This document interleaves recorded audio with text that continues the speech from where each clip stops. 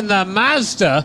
Man, these guys really are going at it, aren't they? And in the back there, Takuma Miyazono trying to follow his way through. These top three cars giving us a hell of a show. This circuit really does suit the Subaru there in third place as well. So let's keep an eye out and see what Miyazono is going to be able to do as they make their way through. And now the circuit begins to open up a little bit in this sort of mid-section of it. We flick through this right-hander, and this is a bit of an Achilles heel for Subaru. It's a very good car in technical parts of the track. On the longer straight, not so good because it doesn't have the same straight line speed. This is Lexus versus Lamborghini down to the first corner. Oh, Mercedes and BMW and Lamborghini just come careering into the side of them. So Lamborghini really suffering some misfortune in this race, and Gotto, the aggressor in that one, unfortunately, I think there's going to be more penalties coming their way. There's a lot of this going on. It's really hard to pick your braking zone down there, and unfortunately, if you're on the outside ahead of them, you kind of act as the brake, and of course that'll be looked into by our stewards as well. On board now with Miyazono in the Subaru, really working the wheel of this Subaru BRZ.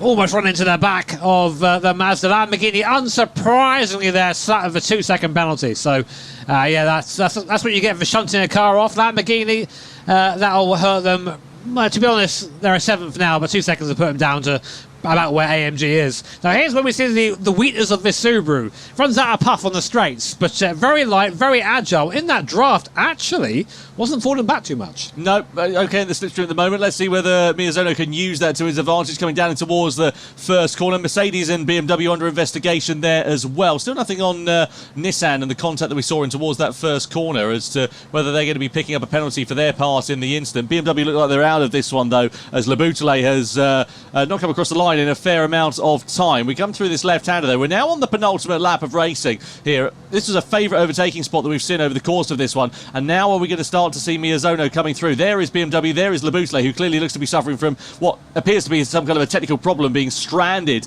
on the side of the circuit. But I have to say, Jimmy, the rain intensity looks to have decreased somewhat in the sort of latter stages.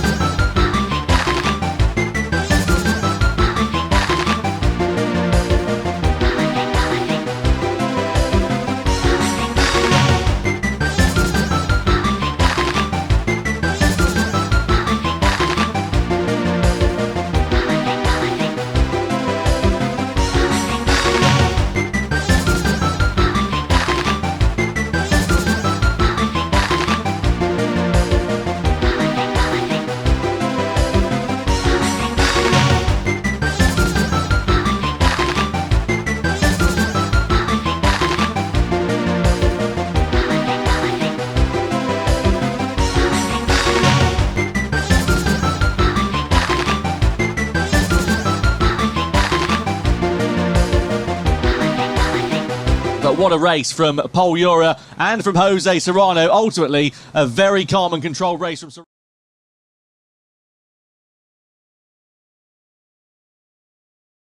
Pounds behind as we start lap 2. Man, what a sight so far in this race. Look at that gap between second and third. Pol Ura got a lot to do to try and bring that back from now. Meanwhile, the rest of the pack goes through La Source. Serrano leading down the hill with a gap now. 0.8 of a second to Drummond, who we now ride on board with in this awesome Nissan Group C car. What a camera angle this is. You think about the power this thing has driving through the rear wheels. It's very tricky to get through the midfield. And now look at that. The legs on this thing, holding it in 4th gear. 305 Ks, nearly 310 Ks. Look at the speed difference. Almost run into the back of Jose Serrano there. But you're seeing the strength of that thing. So if Drummond can hold on...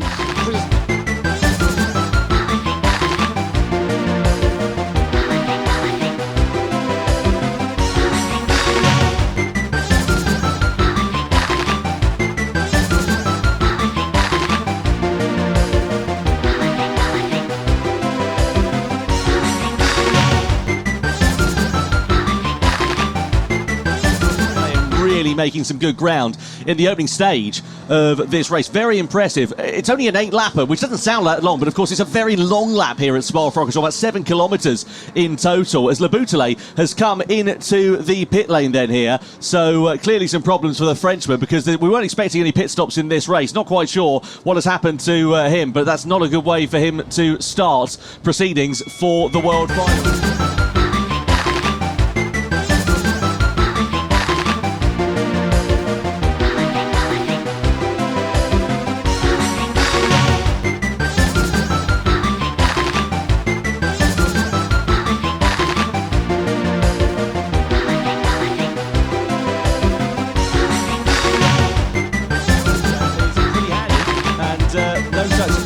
is able to be made by Paul Ura.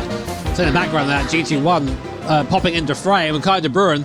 And what an awful start from Kai de Bruin. We were sort of saying earlier with Kai, he's really fast over a single lap, but just can't always seem to get it together in the race. And the same, I think, seemingly happened there as well. But we go on board with Miyazolo, again, using that draft. And they're going to be a bit quicker than this Audi in a straight line. It's slow down the straights, this Audi. Look at it, really.